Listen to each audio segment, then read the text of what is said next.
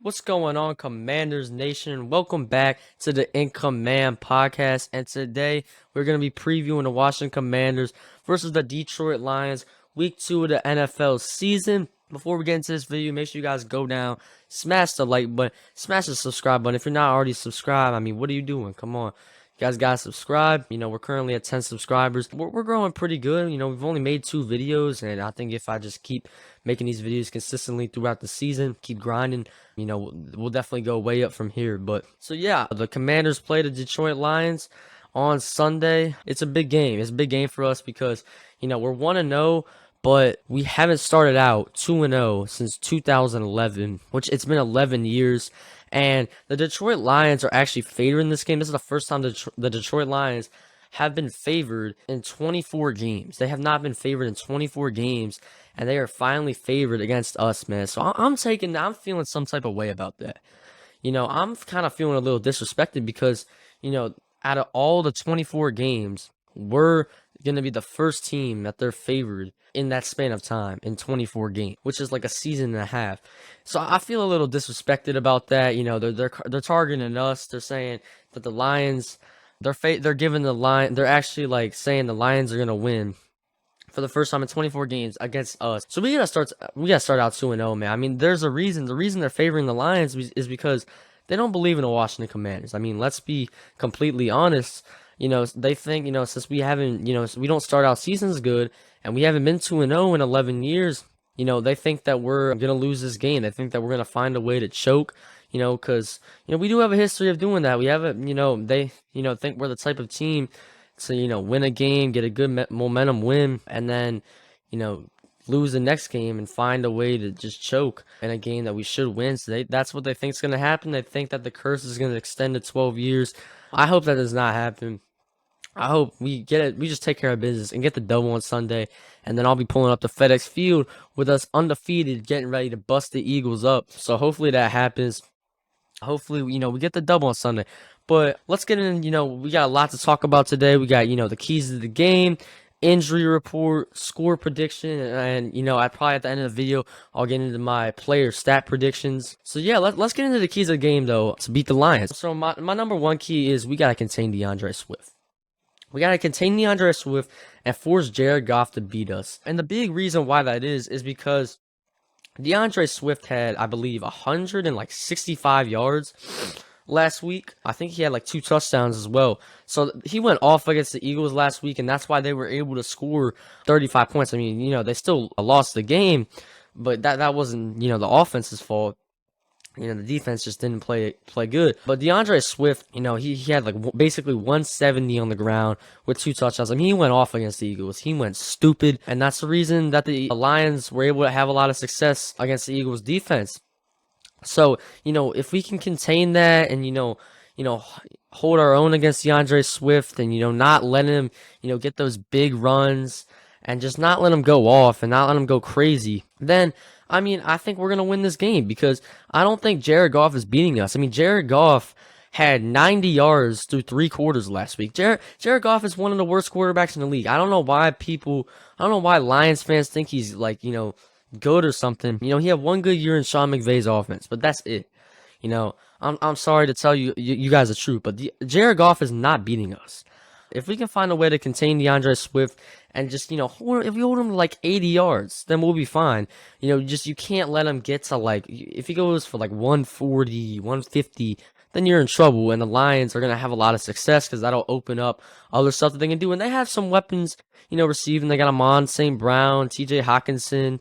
They got a decent amount of weapons. But if we can stop Deandre Swift and we can, stop their running game, we're not going to like completely stop, but if we can contain their running game, contain Deandre, then I don't really think Jared Goff, it's going to be hard for Jared Goff to beat us.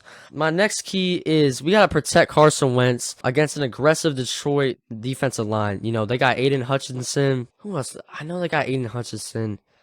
I don't remember anyone else on the D line. But they get a lot of pressure on that D line. It's probably the strength of their defense. So, Aiden Hutchinson, out of Michigan, 1st round draft pick. He's a beast. But, if our offensive line can do what we did last week, I mean, we only allowed 1 sack last week. And, you see what Carson Wentz did. He had a lot of time. He threw for 313 passing yards. Yes, he threw for 2 picks, but that wasn't the offensive line's fault by any means. Those were just bad reads by Carson Wentz, and he's got to fix those.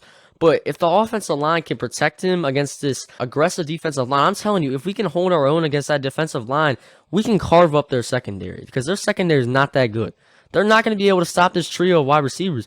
We absolutely cooked Jacksonville, and the Lions aren't much different. Their secondary is not that much better than Jacksonville's. So, if we can hold our own against the Detroit defensive line, we'll be able to carve their secondary up. So that's why I think that's a big key in us winning this game. Number 3 is to play. This is probably the biggest one out of them all, but it's just simply to play clean football and play turnover-free football. Because you guys noticed it last week. We were up 14-3, right? We're driving down the field. We're already at the Jaguars 35. Curtis Samuel would have had a 7-yard gain. Holds on to the ball. It's a 2nd and 3. We're probably going to score another touchdown on that drive. Instead, Curtis Samuel fumbles. He gives the Jaguars the ball right back. Now, I don't think they scored on that drive, but it didn't even matter if they scored or not. The big reason is we could have put the cherry on top, and we could have put our foot on the Jaguars' throats. We could have stepped on their throat and took a big lead. Curtis Samuel fumbled, and he gave the Jaguars momentum, and he allowed them back in the game. Even though they didn't score and they didn't capitalize on that, it allowed him. We kept it a 14-3 game, and it allowed them to stay in the game. And we let them hang around too long, and then the Jaguars eventually took the lead from us. Thankfully, though, Carson Wentz threw 2 touchdown passes to lead us back. And Carson Wentz, he's got to play turnover free as well. The whole team, because Carson Wentz hurt us too. He probably hurt us the most. He definitely hurt us the most. When it comes to turnovers, because the first one, where the guy jumped the route of Jahan Dotson, that's just a bad throw. That's a bad read. He didn't even lead him. He just, I think he was trying to get it to Jahan, and it got picked off. That was just he just wasn't open. I mean, he was glued, and that's just a bad read by Carson Wentz. And then the second interception, I mean, that's just the offensive line probably, I think that was just a really good play by Trayvon Walker. I don't think Carson Wentz saw him, but you gotta be aware. And Carson Wentz didn't do a good job of that there, and he made a bad read. And the Jaguars got a touchdown the first play after that interception. So, yeah, we got to play turnover-free football. But if we can do that and we don't, give the Jaguars, we don't just hand the Jaguars the ball, and we don't give them any chances, then, I think we win this game if we play turnover-free football. Now, if you have, 1 turnover, then I don't think that should be, that hurt us bad. I mean, we'll probably have 1 turnover, to be honest. I don't really know if we're going to have a game, with Carson Wentz. It's going to be hard for Carson Wentz to not throw a pick and us not have a fumble. So I think we're going to probably have 1 turnover. But if we can just limit it to 1 or 0, then I think we're fine. But when it gets to 2, 3, 4, that's where it becomes a problem. And that's where you allow teams to get easy chances to get points. But yeah, we went over the keys of the game. Now let's get to the injury report. So first up, we got Cam Curl, safety. He was limited today in practice, and he's currently questionable for Sunday's game. We're going to need Cam Curl, but even if he doesn't play, I mean, Derek Forrest showed that he can step up. He played great last game. He had a great hit to force the ball back to the 19-yard line, and that was an amazing hit. That reminded me of Sean Taylor. And then he had the game-sealing interception. That was a great play to get his feet in and seal the game for us.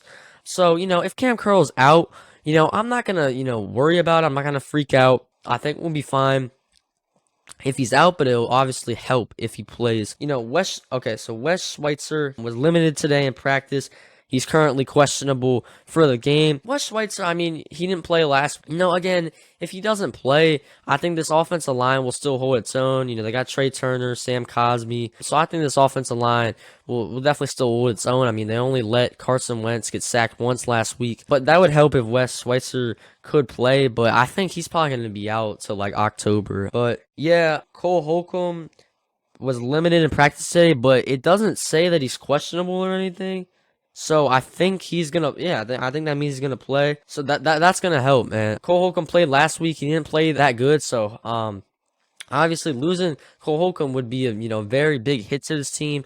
But thank God that he's playing, because if Cole Holcomb's out, I mean, we're 1 to 2 bad injuries away from us having to see David Mayo and John Bostic in there, and you don't want to see that, man. Our linebacker depth is struggling right now, so that's good that Cole Holcomb's playing, man. Even though they didn't play that good last week, it's still big that he's playing this week. Jonathan Allen was a full participant in practice, so he is going to play. He was limited Wednesday and Thursday, but he was full today in practice, and he's going to play, so that's good news. Jonathan Allen said he was fine a few days ago, but we all weren't sure to believe him because, players say that stuff all the time and then end up not playing. But Jonathan Allen was full today in practice, which is good. So we're going to have Jonathan Allen clap it up. And Jamin Davis, he wasn't even injured. He just had personal reasons. I think it was like yesterday, but he was full in practice today. So that covers the injury report. Now, oh, my bad. I have 2 more injury. I had to go to the back of my notes. We got Trey Turner, guard. He was full in practice today, so he's going to play. And then Cole Turner, man, we're finally going to get to see Cole Turner, our 3rd-string tight end. We drafted him. He's a beast. I know a lot of people are like, well, he's a 3rd-string tight end. No, we drafted him, and he's a beast. So we're trying to see him play. We want to see what we have in this kid and what his potential is. So, yeah, I'm happy that we get to see Cole Turner play, and then Trey Turner will play on Sunday. So that's good. Our offensive line is relatively healthy. Even if Wes Schweitzer doesn't play, I'm not worried about the offensive line. All right, so we covered the injury report. Now, I got to get into my score prediction. All right. So, my score prediction, I'm predicting the Commanders win 28-23. So I'm predicting we score the same amount of points as last week. Let me see. All right, this is what I'm going to predict. I'm not going to say we have 4 touchdowns. I actually think we get 1 field goal. Let's see. I think we get a touchdown, a field goal, touchdown, a field goal, and then we get a touchdown and then get a 2-point conversion to get 20. And then the Lions have a chance. We're up by 5. The Lions have like 2 minutes. They get the ball back with like 2 minutes left, and his defense gets another stop to steal the game. So that's what I'm predicting. It's going to be a tight game, man. It's not going to be easy. It's going to be like last week. It's going to be hard for the Lions. No one's giving us shit, man. We got to go out and take it. No one's giving us this game. We're not even favored to win this. We should be. I don't know why we're not favored to win this game. But they can keep sleeping on the Commanders, man. Keep sleeping. I'm telling y'all, we're winning this damn game. We're not losing to the Detroit Lions. I'm looking straight in the camera right now. We're not losing to the Detroit Lions. We're not. I'm sorry. So y'all can keep predicting, these other garbage ass teams to beat us. We're not losing. Y'all tried it last week. Didn't happen. Well, actually, we were favored to win that game, but the NFL Network analysts, 8 out of 10 of them picked Jacksonville, and now they look stupid as hell. So, we got to stop sleeping, man. Y'all got to stop sleeping. We're beating the Lions. It's going to be a tight game. Again, I'm fine with it. If we get this done, if we find a way to go 2-0 on Sunday, I can't complain. Now I got to get into player stat predictions. All right. First off, I'm going to go with Carson Wentz. I'm going to say, so I have us getting 3 touchdowns, right? I say Carson Wentz throws for 2 touchdown passes, no interceptions. He goes 25 for 34. I'm going to go Carson goes 25 for 34, 290 passing yards. And yeah, so he throws 2 touchdowns, no interceptions, 25 of 34, and 290 yards. Yeah, 290 yards, 25 of 34, 2 touchdowns, no picks. That's what I got for Carson Wentz. Antonio Gibson, I'm going to go, what did he get? 15 carries, 14 carries last week? We just don't trust Antonio Gibson that much with the ball. He's just not a legit running back, man. That's what I'm saying. When Brian Robinson comes back, our running game is going to be a lot better because they don't trust Antonio Gibson to give him 25, 30 carries. He's way better in the receiving game. That's what he was in college, man. I just don't think he'll ever adapt to being a full-time running back, and I just don't think that's what he is, and I've accepted it, and I'm fine with that. If Gibson can give us a few good runs here and there and be a big threat out of the backfield in the receiving game, that's what we need him to do. I mean, he was great last week playing his role. So I got Gibson gets 16 carries, 65 yards, no touchdowns. Yeah, so he gets 16 carries, 65 yards, no fumbles. Hopefully, we got to keep this going, man. He didn't fumble last week. So, 65 yards, no fumbles, no touchdowns. for Antonio Gibson. But he does have a solid game on the ground. I mean, I'll take that. If he has 65 yards on the ground, 16 carries, pretty efficient, that's solid. I'll take that. J.D. McKissick, I'm going to say he gets 5 catches. McKissick's kind of a hard player to do because, he does both. But I'll predict his running and receiving. So receiving, I'll go 5 catches for 30 yards for McKissick. He gets 7 carries. No, I'm going to go 5 carries for 20 yards. 5 carries, 20 yards, and 5 catches, 30 yards receiving. Let's get into my boy, Scary Terry. We got to get him more involved this game, man, because, I know he had that 50-yard touchdown, but other than that, I mean, he had 1 first down. That was a good play, a screen pass. He fought for the first down. That was a big first. But Terry did his part, man, because he was getting a lot. I know it was hard because he was getting a lot of attention, but that opened up stuff for Curtis Samuel and Jahan, because they're focusing on Terry as our best offensive weapon. But now you see the difference of Terry having receivers around him. If that was last year, and Terry only had 2 catches in a game, I mean, our receiving core would go to shit. But now, since we have a lot of depth at the wide receiver position, we got one of the best receiving trios in the league. That helped us, and Terry didn't have to do much. And he still had a really clutch touchdown, that 50-yard touchdown, and that was considered an off game for Terry. But Terry, I'm going to go, he gets 5 catches, 60 yards, and a TD for Terry. We need to get we need to get him another TD this weekend, man. He had one last week. I need to get another one. Carson, Terry, touchdown, man. All right, so predicted Terry. Now let's get into Jahan Dotson.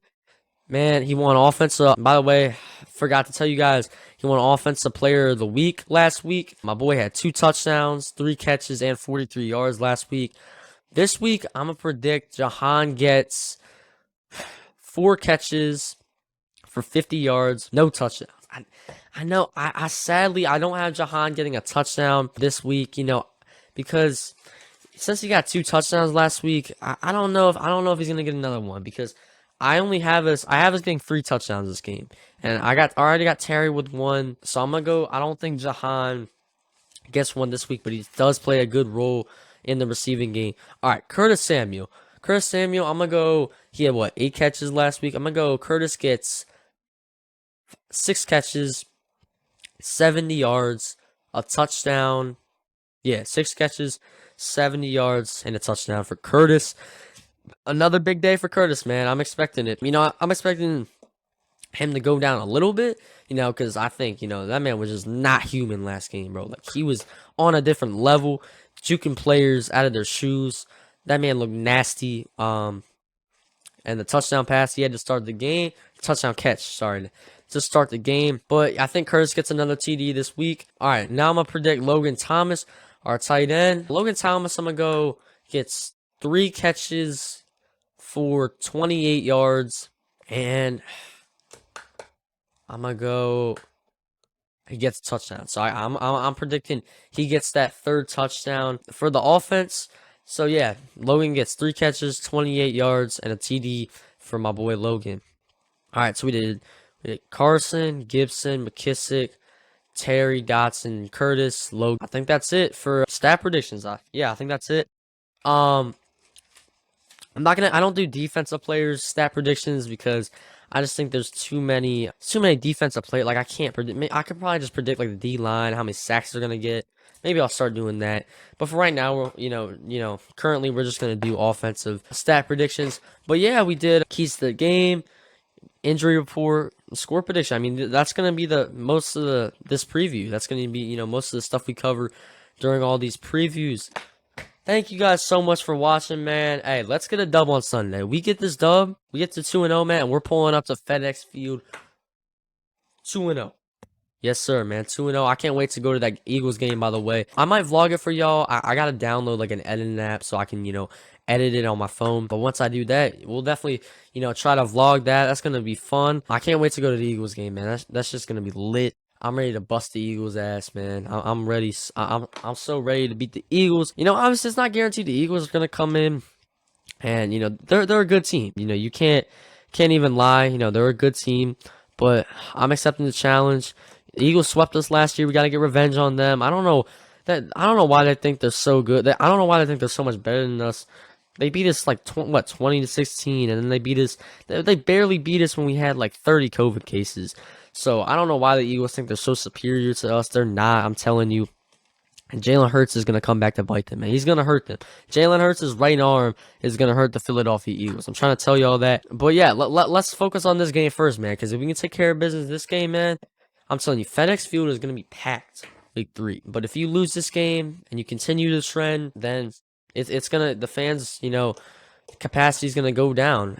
So if I'm telling this to all the Commanders players, if you really want that stadium packed, if all of us really want that stadium packed next Sunday, you need to win this game and start out 2-0.